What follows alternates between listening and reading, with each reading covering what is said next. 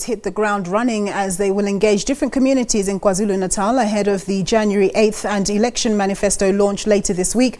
President Cyril Ramaphosa is meeting with different communities in Port Shepstone on the lower south coast. His deputy David Mabuza is mobilising voters in Newcastle in the Midlands. Our reporter Simphiwe Makhanya is tracking the story for us and he's standing by now. Simphiwe, what's the latest? Interview. Okay. Good afternoon to you, Nompo, and good afternoon to the viewers as well. Certainly, the Deputy President is here with us, Deputy President of the country, Mr. David Mabuza, busy canvassing community members here at Danhauser ahead of the January 8th celebrations, which will be taking place tomorrow in Ladysmith, and of course ahead of the manifesto launch, which is going to be taking place in Durban at the Moses Mabhida Stadium this weekend. Let me now welcome the Deputy President. Deputy President, thank you very much for your time and welcome to the program. What has been the reaction of the committee members from where we are? Well, very good. People are excited that the ANC is around. They are looking forward for the 12th, where all of us will converge at Moses Mabhida Stadium, where we are going to celebrate the birth of the ANC as the first thing. And the main purpose there is to release a statement. Now, that statement will be speaking to all members of the ANC about what is expected out of them during the course of the year.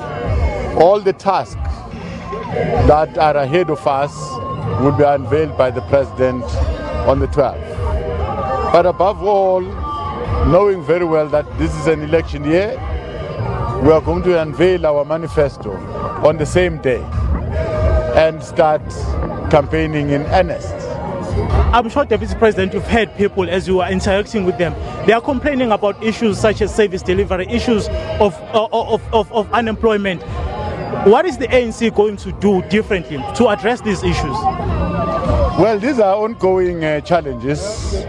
In the main, service delivery issues will continue to attend to them. Here in the main, there's a problem of water.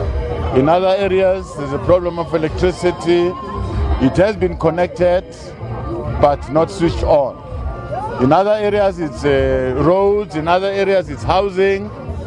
And in the main, the general problem is jobs. So these are the challenges that the ANC is prepared to carry and deal with them, because finally we want to bring a better life to our people.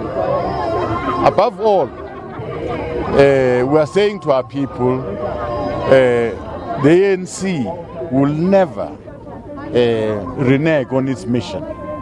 We'll never renege on our mission. We might have veered along the way. We might have committed one or two mistakes along the way.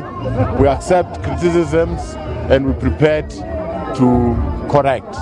The ANC has got the capacity to self-correct, and we are here to say, let's move on. Let's go and deliver on what we were formed to achieve.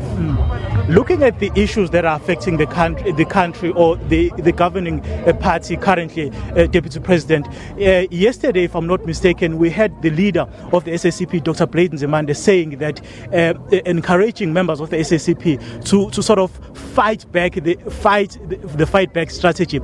I'm not going to ask you whether you heard him or your view on it, but I just want to say, if a leader like Bladen Zemande would say, comrade, let us fight this fight back, is there a fight back within ANC members who are perhaps unhappy with the outcomes of the conference that took place 2 years ago?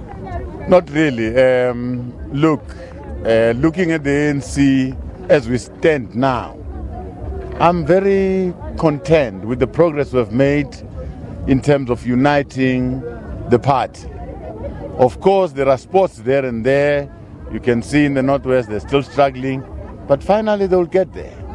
Look at KZN, it's now fine. I mean, the ANC is one in the province. Number of provinces are getting there. I'm happy with the progress we've made. We'll still go and urge our members to unite. I'm not going to encourage members of the ANC to fight. But remember, the ANC has got a duty to fight corruption. It's not like if we are fighting corruption, we're fighting an individual. So that individual must fight back. No, we can't allow corruption to be a norm in our country. Otherwise, it's going to kill whatever we fought for. So it's not a question of fighting back. And the ANC will prevail. The people of this country will prevail over corruption. It's something that we don't want. So there are many ills that we're going to fight as the ANC. Women abuse, we can call all those ills. They are our responsibility to try and fight them until we win. And we're going to win. Going to win. So as far as you are concerned, before I let you go, Deputy President, you are happy with the current state of unity now within the party? Not very happy. We have made progress. We are not at the point where we should be, but I'm happy with the progress we've made. Look at where we're standing. People are happy.